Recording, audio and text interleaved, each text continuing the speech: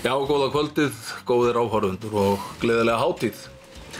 Það eru jólin og vonandi hafið þið haft það sem best. Ég hef haft það mjög gott jólin, fékk fjölskyldun alla til mín, börnin mín frá Siglufirði og við höfum náð að vera saman stór fjölskylda, það búið að vera yndislegu tími. Nú ætla ég að fjalla í auðlindakistunni svona þar sem við getum fellt undir mannauðinn. Og ég hef fengið hérna til mín félaga mína og fulltrúa björgunarsveitanna í landinu. Þessi merkilegu samtök sem að standa alltaf vaktina, alltaf tilbúin og okkur öllum mjög hjartfólkin. Maður hugsar til þeirra á þessum tímamótum svona þegar að fer að líða árslokum. Ég sjálfur þakklátur fyrir það að hafa fengið að taka þátt í þessu starfi í nokkra áratugi. Með mér hérna í kvöld eru Hörður Már Harðarson sem formaður Slysavarnafélagsins Landsbjargar og Kristján Mokk sem formaður hjálparsveita skáta í Kópavogi. En eins og þið vitið að þá byggir Slysavarnafélagið Landsbjörg upp á þessum björgunareiningum með 100 björgunarsveitum ásamt slysavarnadeildum, unglingadeildum út allt land. Samtals höfum við félagarnir hérna í sennilega 100 ára starfsreynslu eða rúmlega það. Við erum búin að vera félagar í þessu lengi og ég fann svona tilhlýðilegt á þessum tímamótum, núna hátíðarnar og í lok ársins að við tækjum svolítið spjall þetta merkilega starf. Verið þið velkomnir. Takk. Hvað segirðu, Hörður? Þú ert formaður félagsins. Hvenær byrjaðir í þessu? Já, ég byrjaði sem gutti 16-17 ára gamall í hjálpskáti í Garðabæ 1982. Þannig að það eru komin nokkur ár, 30 ár síðan ég byrjaði. Já, og var síðan endaði síðan sem formaður þar? Já, maður fór í, gengdi þar flestum embættum sem hægt var í þeirri sveit og svo maður haldið áfram upp stigann. Já. Það er skemmtilegt að maður getur aldrei hætt. Nei, það einhvern veginn þannig, það tósar alltaf í mann einhver taug. Já. Þó að ég sé horfinn frá þessum aðgerðahluta þá maður alltaf í einhverju stúsi og þannig þetta auðvitað og það gott að félagið og starfsemi skuli toga svona í menn og nýta starfskraftana fram eftir aldri. En Kristi, þú búin að vera í þessu eitthvað svipuðum tíma? Já, svipuður Reykji, við erum á svipuður Reykji og Hörður og byrjaði í Kópavoginum 84 að mig minnir. Já. Og búin að vera meira og minna síðan. Já. Og tengst þessu bæði innan minnar einingar og svo aftur félaginu sem slíku, tók þátt í þeirra störfum í stjórn og fleira til. Við vorum saman í stjórn Landsbjargar og eftir sameiningu í Slysavarnafélags Landsbjargar í mörg ár. Já, ég held ég að vera þar í 10 ár. Já. Þetta líður mjög hratt. Það líður tíminn. En þú ert formaður einn af öflugustu einingar félagsins og þar sem að sjálfboðaliða starfið blómstrar vel og þessi sveit hefur lengi verið sterk og þú mér sagt alltaf fyrstur í útkall og síðastur heim. Já, ég segi það nú ekki sjálfur en það ekki alveg rétt en ég fylgist vel með þessu. Þetta stór og öflug sveit og við höfum verið heppin, við höfum góðan mannskap, endist lengi. Já.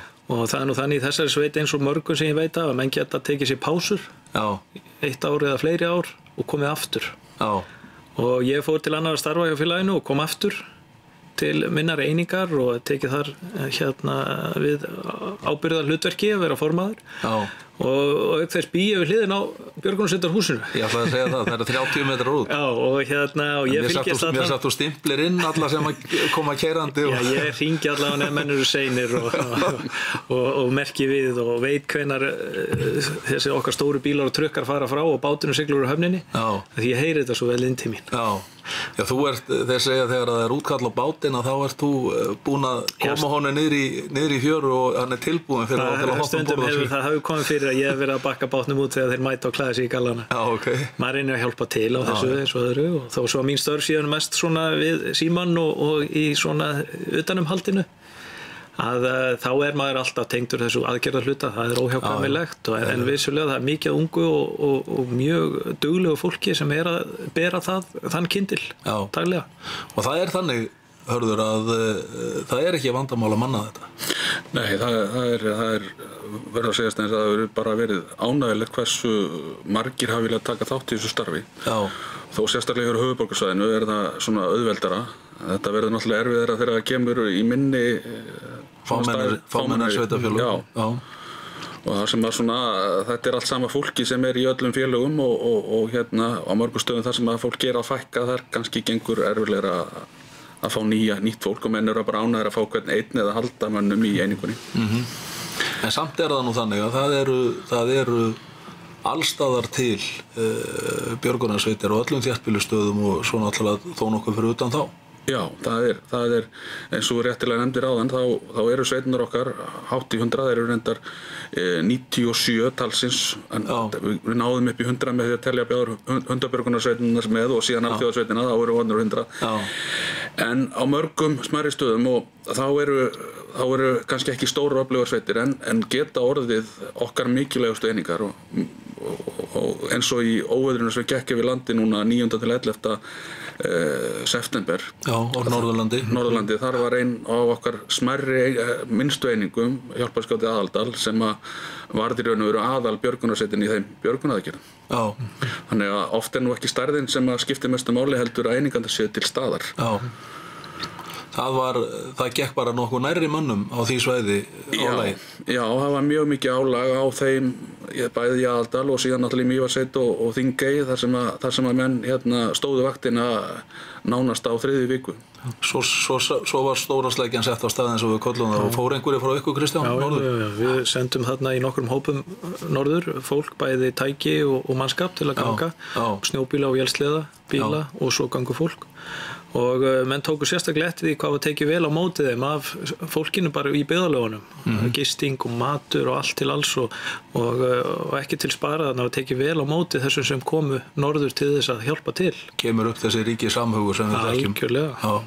En það mikið breyst, strákar, eiginlega frá því að við vorum að fara á staði þessu. Ég fer í þetta fyrir í kringu 77 og þið eru þarna nokkrum árum á eftir mér. Það mikið breyst og ég var að lesa bókina núna Útkall eftir hann Óttar snjóflóðin í Neskostað og auðvitað þetta til í minningunni hjá manni að það var ekki orðinn aktífur í björgunarsveit á þessum tíma en mikið óskaplega hafa orðið mikla breytingar og þá það fjarskipti og allan búnað og allt skipulag í kringum þessi björgunarstörf. Þetta hafði auðvitað verið gríðarlega erfiðar aðstæður þarna og við þekkjum þetta nú, við tókum nú allir þátt í snjóflóðunum í Súðavík og Flateyri og bara breytingin frá á þeim 20 árum sem urðu og svo aftur til dagsins í dag. Nú netið orðið svona þétt og samstarfið mjög mikið, þannig ef eitthvað gerist á einum stað þá fer allt á stað. Já, það þannig og flestar okkar einingar eru vel búnar og svona reyna að koma sér upp bestum fálegum tækjum og tólum sem að völ á þótt að þessu litlar. Fjarskiptabúnaður er nú mjög góður, nú erum allir með samtengt tetra fjarskiptakerfi sem að við náum nánast á alla staði og síðan eigum við okkar eigin fjarskiptakerfi sem Wi-Fi-kerfið sem að við getum síðan holufyllt og tengt við tetrakerfið, þannig að við eigum gríðarlega öflugt tæki þar. En samt sem áður að þá það náttúrulega umhugsunarefni eins og nefnir í þessu tilfelli þarna fyrir austan að þá getum við svo sem lent í þessari stöðu aftur vegna þess að okkar erfiðasta viðfangsefni náttúrulega færðin og þarna var færðin það sem var erfiðast og þegar samgöngur eru lélegar og menn þurfa að fara í fjallvegi til að komast á svona staði þá getur þetta gerst aftur því miður. En Kristján, Útkall eins og var þarna fyrir norðan, tölum við það, þá auðvitað ákveðin skipulagning í gangi, þið hafið ákveðin tíma til að undirbúa það að fara hópar frá ykkur og því skipulagið brottför þeirra og svo framvegis, en svo erum við með þessu útköll sem koma sem við köllum útkallrauður sem eru þá eiginlega lífsbjörgun, eitthvað sem er vitað staðsetningu, eitthvað sem þarf að bregðast við. Hvað eru fyrstu menn hjá þér fljótir í hús? Hvenær eru þið komnir á stað við slík útköll? Það nú svona, við nú að reyna að halda okkur undir 15 mínútum. Já. í þessi útkallrauður á okkar nær svæði. Já. Þar sem við þurfum ekki að fara lengri veg, þá skipta mínúturnar miklu meiri máli. Já.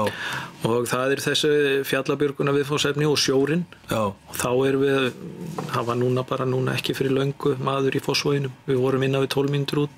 Á bátnum. Á bátnum, seint kvöld og á miðjum degi, það skiptir ekki máli. Menn hlaupa af stað og menn eiga mislangt að sækja, en það þurfi ekki allir að mæta í fyrstu útkallið. Það nóg kannski 6-8 manns til þess að vera starfhæfir og það hefur tekist í langflestu tilfellin. Boðunarkerfið hefur breyst svo mikið þegar að við vorum að byrja í þessu, þá var þetta bara símaskráin. Jú. Og einn átt að hringi einhverja og svo átti einn að hringi 4 og svo framvegis og allt tók þetta tíma. Í dag gerist þetta bara með einu símtali Neyðarlínuna eða? Já, við erum með frábær samstarf Neyðarlínuna og þar erum við búin að skilgreina svona boðunarkerfi og við nýtum bara símana þar sem að menn fá SMS. Í GSM-síman? GSM-síman. Út á landi þetta víða þannig að björgunarsveitirnar, það í raun skipa stærra hlutverk heldur en hérna á höfuðborgarsvæðinu. Það að segja, við getum talað bara svona almenna vá, slys sem að neyðavörðunni gerir sér strax grein fyrir að kannski of mikið fyrir sjúkraflutningafólk og lögreglu á staðnum. Það eru kallaður út í alls konar svona verkefni, þessar sveitur okkar sem bakhjarlar út á landi. Já, það bara mjög algengt og það nú þannig í dag að ég fæ öll símboð sem fara út á okkar einingar. Ég þarf reyndar að hafa hann stillan á silent því að það stoppar ekki. Það var fátt sem pirraði konuna mína meira heldur en næturpípin. Ég var í þessu. En það eru mörg tilfelli á landsbyggðinni sem einfaldlega akkurat eins og þú lýsir. Það aðstoð við sjúkrabíl, bera sjúkling í bílinn og aðstoða vegna óferðar, jável sjúkrabílinn fastur eða eitthvað slíkt. Hvað komu mörg boð til björgunarsveitanna okkar á síðasta ári? Já, þessu ári, svona cirka. Já, þetta eru nú á bilinu 15-20 boð á dag, Já. Og það eru svona mismunandi, ég kannski fullir mikið að þessu 15-20, en þetta eru fleiri þúsund boð sem að okkar einingar að fá á ári hverju. Hvað eru þið með hjálpskátt í Kópavogi svona skilgreind útköll á ári? Ég nú ekki alveg nákvæmlega með tölurnar, en þetta nú svona kannski 30-40 útköll á ári sem við getum flokkað undir. Alvöru útköll? Já, fyrir utan svona hjálparbeiðnir og aðstoðarbeiðnir. Já, það nánast upp á dag, að við erum eitthvað að sinna erindum fyrir aðila sem eru ekki okkar tengdir. Já, akkurat. En svo það sem við getum kallað útköll, að það nánast í hverju viku. Já, akkurat. Við ætlum að taka hérna smá auglýsingarhlé, ég bið ykkur að fara ekki langt, við komum að vörmu spori.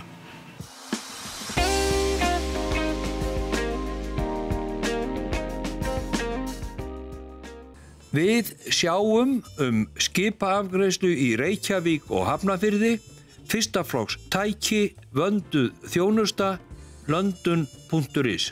Við óskum ykkur öllum gleðilegra jóla og farsældar á komandi ári.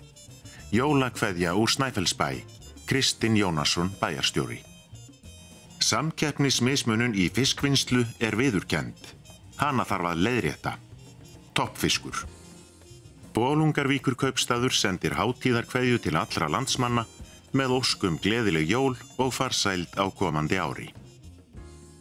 Rollway kúlulegur, rúllulegur, keflalegur, þrýstilegur. Gott úrval og hagstætt verð.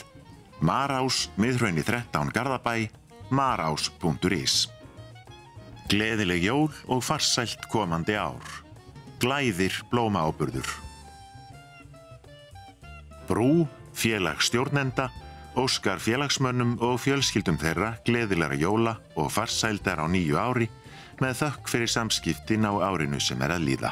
Okkar bestu óskir gleðileg jól og farsælt komandi ár. Þökkum viðskiptin og samstarfið á árinu sem að líða. Starfsfólk vélasölunar og tæknivíkur. Sendum hugheilar jólakveðjur til sjávar og sveita. Iceland Responsible Fisheries. Sauðfjárbændur senda landsmönnum óskir gleðileg jól og gæfuríkt komandi ár. Landssamtök sauðfjárbænda. Sendum viðskiptavinum okkar jóla- og hátíðakveðjur með þökkum fyrir árið sem að líða. Hraðfrystihús Hellissands. Gleðileg jól og heillaríkt ár. Þökkum viðskiptin og bjóðum ykkur velkomin á nýju ári. Pétur og Nikolásson, pon.is. Landssamband íslenskra útvegsmanna óskar sjómönnum og landsmönnum öllum gleðilegar hátíðar. Með þökk fyrir samstarfið á árinu sem að líða. Nýtt og velbúið verkstæði með stór aukinni þjónustu. Túrbínu og vélaviðgerðir í hæsta gæðaflokki fyrir skip og báta. MD-vélar Vagnhöða 12.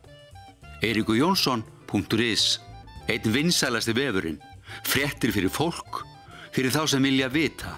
EiríkurJónsson.is.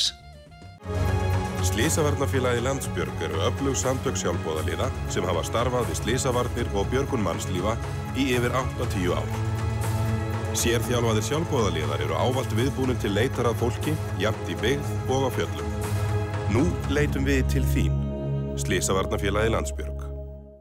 Gjafakort bónus gjöf sem kemur á góðum notum fyrir alla. Þú kaupir inneign á kortið að eigin vali, kortið gildir í öllum verslunum bónus. Sparaðu tíma og fyrirhöfn, gefðu gjafakort bónus. Þú ert að horfa á INN, Íslands nýjasta nýtt.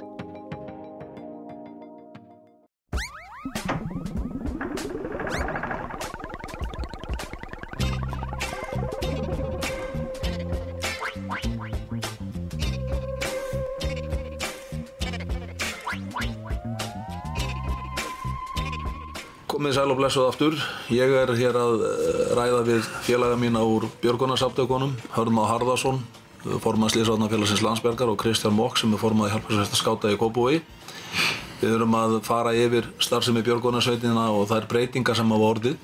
Við vorum að koma inn á það hér áðan, hvernig útköllin og hversu mikið umfangið Ég man eftir þeim tíma, menn veltu fyrir sig framtíð þessara sveita með breyttri tækni og í ferðamennsku og svona auknu öryggi fólks, að þá töldu menn að það myndi draga úr kannski vægi og þörf fyrir björgunarsveitina frá því sem það var þegar var verið að berjast hérna við svona reglulega mikla leitir og sjóslys voru miklu tíðari og svo framvegis.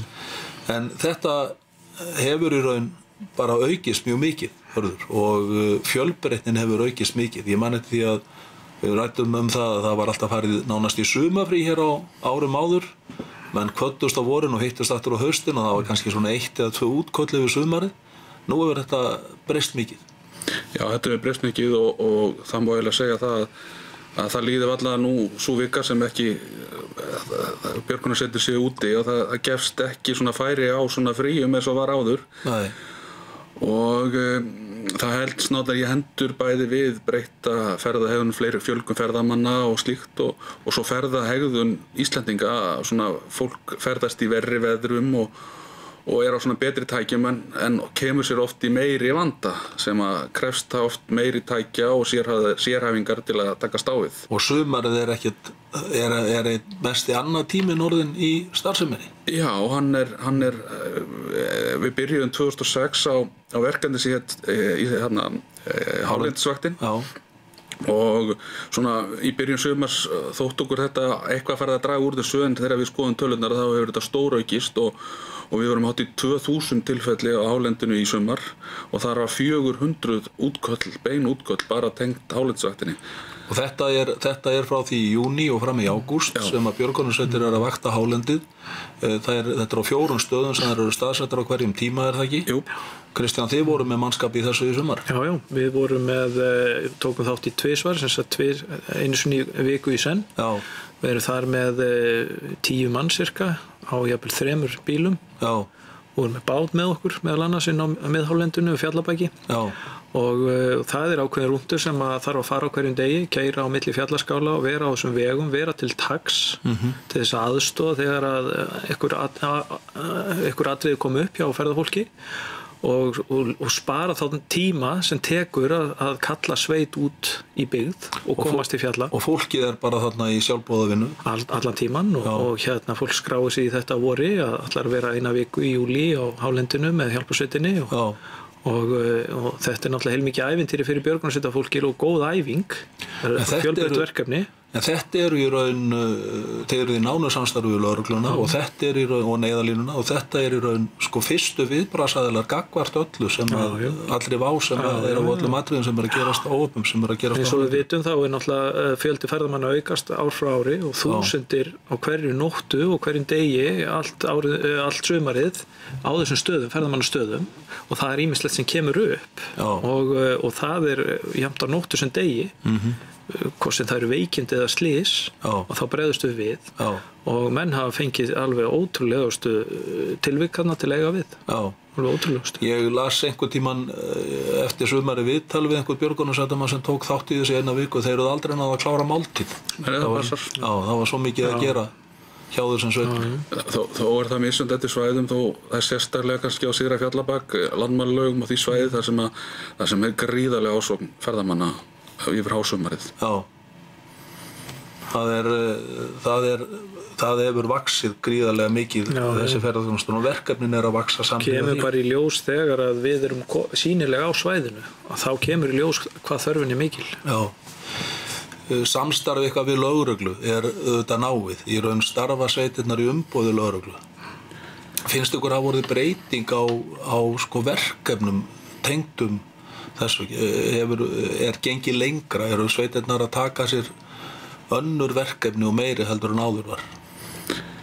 Þeim hefur náttúrulega fjölgað, það er alveg ljóst. En samstarfið lögreglu hefur verið einstaklega gott, eins og við Landhelgisgæsluna. Þetta er náttúrulega viðbragðsaðilar sem að bera nú hitann og þungan af svona einum daglega, en við komum svona inn þegar upp á vantar. En svona, eina sem ég get fullyrt í þessu er að mér finnst þeim hafa fjölgað. Já, hluta til eru þeir, eru þeir fjölbreyttari. Ég hef heyrt það á kollegum okkar í sveitum út á landi að þeir að fá aukin verkefni við lokanir á vegum vegna óveðurs og fleiri atriða sem upp kunna koma. Að þetta er meira heldur en var. Að það er mannekla í lögreglunni og þar leiðandi leita þeir til okkar ef þeir mögulega geta. Sem bakhjarla. Þetta þjálfunin hefur auðvitað mikið að segja og þetta hefur breyst mikið frá því að við vorum að byrja í þessu þegar maður fór í gegnum svona almenn námskeið. Nú fara menn í alls konar sérhæfingu.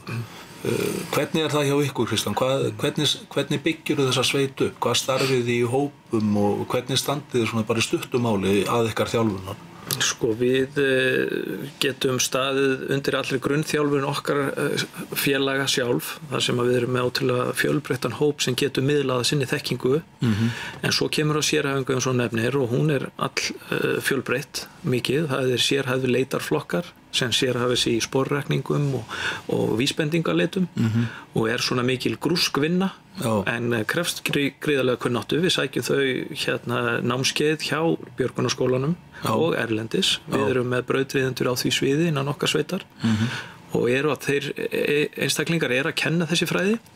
Nú við erum með náttúrulega eins og fjölmargar sérhæfðu fjallabjörgunarsveitir undanfara sem eru nú komin yfir 20 ára reynsla af. Það eru menn og fólk sem að sérhæfi sig í björgunum við mjög erfiðar aðstæður í samstarfi við þyrlubjörgunarsveitina og stundum slökkvilið höfuðborgarsvæðisins.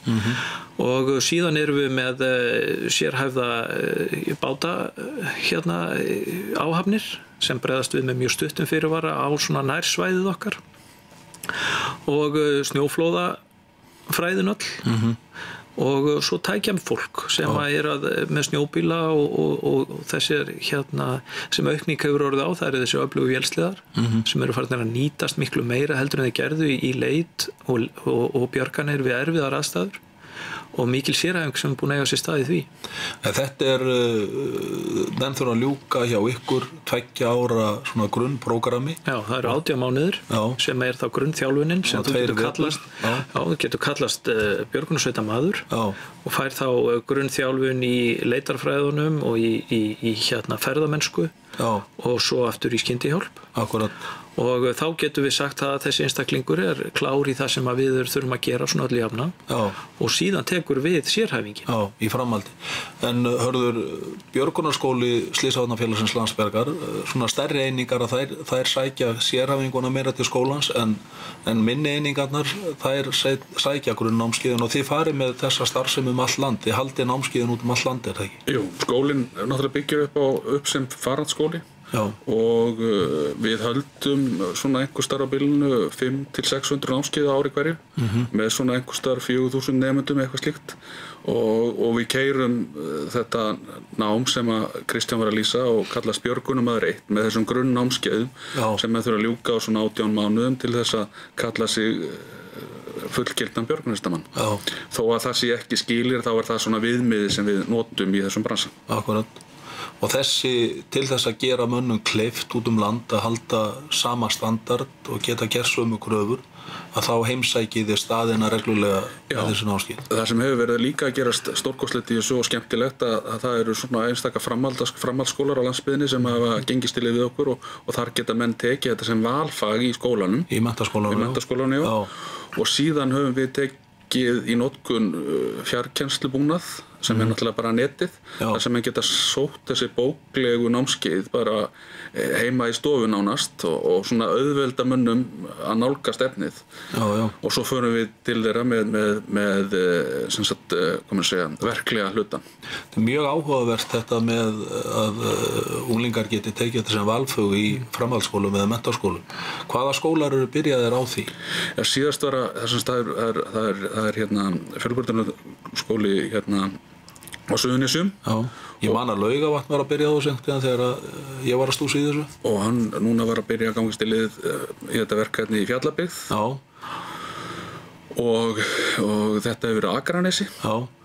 Og þetta á Austurlandi.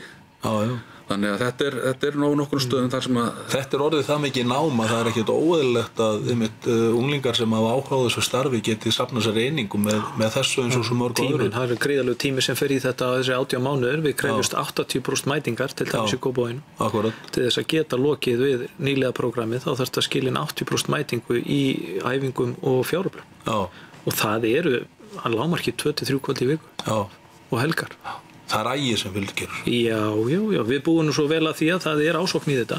Fólk finnst þetta spennandi og fær heilmikið út úr þessu og við getum leyft okkur að halda svolítið háum standard og aga í þessu og það hefur reynst okkur mjög vel því að þeir einstaklingar sem eru að gangi í gegnum þetta prógram, þetta er alveg afburða fólk.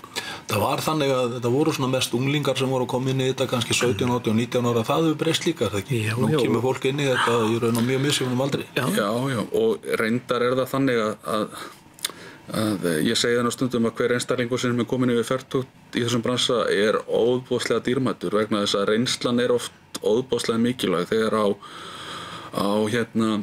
hólmenni komið. Og þess vegna þeir einstaklingar sem hafa haldið áfram lengi í starfinu og eins og Kristján þekkjur og fleiri einingar þekkja að hafa þessa eldri og reyndari einstaklinga er gríðarlega mikilvægt. Það er eitt sem við munum eftir sem erum búin að vera lengi í þessu og það er að þegar menn hurfu úr starfi eftir erfiðar aðgerðir, eftir erfiðar uppákomur áður en áfallahjálpin kom til og það er svolítið áhugavert að lesa það í söguna sóttast hvað áfallahjálpin var lítil þarna þegar snjóflóðin voru norðfyrir því við miður. Við þekkjum þessa breytingu sem var orðin síðan 95 þegar snjóflóðin voru fyrir vestan. En mér langar svona í lokin aðeins að koma að þessum miklu tímamótum sem er alltaf í starfi björgunarsveitanna sem eru flugveldasalan. Þetta er að fara á fullt núna. Já, þetta er, við kallum þetta ofta hábjargræðistíman, sveitan okkar. Fyrir margar sveitir er þetta afar mikilvæg fjármál og svo mikilvægasta. Sumar hverjar fá 85-90% rekstrafé sínu á þessum tíma, þessum 4 dögum sem salan fer fram. Þannig að þetta er gríðarlega mikilvægur tími. Og við hefum nú undirbúið okkur allt árið, það byrjar undirbúningu fyrir flugveldasöluna í janúar ár hvert og síðan svona stigmagnast þetta og nær hámarki í desember og þessa síðustu daga hafa menn verið á fullu að undirbúa og gera allt klárt. Kristján, er mikið að nýju dóti? Við vorum við sikkoru götunni hérna og voru frægar keppnirnar okkar í að skjóta upp fyrir nokkurum árum. Já, maður hefur gaman að þessu sem betur fyrir eins og mörg öðru en hérna það er alltaf eitthvað nýtt og hérna við reynum alltaf að bjóða upp á eitthvað nýtt svo að fólk finni sér eitthvað til skemmtunar og vera með þema, við erum með kappatertur og alls konar svona sem við höfum svona lagt höfuðið í bleyti og búið til eitthvað sniðugt konsept sem hefur gengið vel í í fólk og fólk virkilega að taka undir þetta með okkur. Hvað ertu með marga sölustæði í Kópavogi? Heyrðu, þetta árið erum við 7 og vítt og dreift Kópavogi og við erum í þessum tölulegum orðum að setja það upp og gera það klára því að við ætlum að byrja að selja á morgun. Og gengur vel að manna? Í mjög vel, sko. Það er ekki vandræði að manna? Nei, það er ekki vandamáli að fá fólk til starfa. Og þarna koma gamlir félagar og jafnvel fjölskyldurnar að heilu til að leggja hund á plóg? Já, og börn og ættmenni sem koma og hjálpa til og það veitir ekkert af. Ég held við séum með 150 manns á störfum bara þessa daga, bara í Kópavoginu. Heyrðu, mjög gott mál. Ég bara óska ykkur allsins besta í þessu og í ykkar störfum fyrir björgunarsamtökin í landinu, góðir áhorfendur. Þetta búið að vera áhugavert spjall, ég vona að þið séu einhver vísar þessa mikilvægu starfsemi og nú höfum við öll tækifæri til þess að leggja hönd á plóg með þessu fólki og standa við bakið á þeim þessi áramót, þessu fólki sem alltaf tilbúið til að hjálpa okkur hinum. Kærar þakkir, verið þið sæl.